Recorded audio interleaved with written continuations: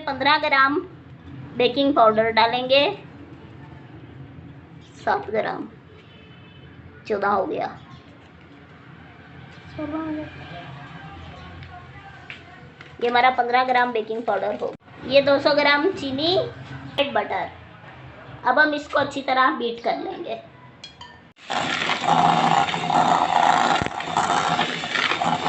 तो इसमें आपने सब कुछ डाला है 200 ग्राम, यानी कि 200 ग्राम। बहुत मजे की, बहुत यम्मी सी खुशबू। अब हम इसमें एक अंडा डालेंगे। चलो, ये हमारा फर्स्ट एग है, हम ये फर्स्ट एग डाला है हमने अभी।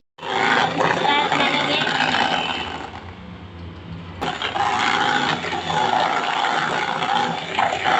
तो जब ये हमने 4 अंडे डाल दिए। छोड़ दिया। देखिए हमारा टेक्सचर कुछ इस तरह से हो गया, अब स्लिपरी।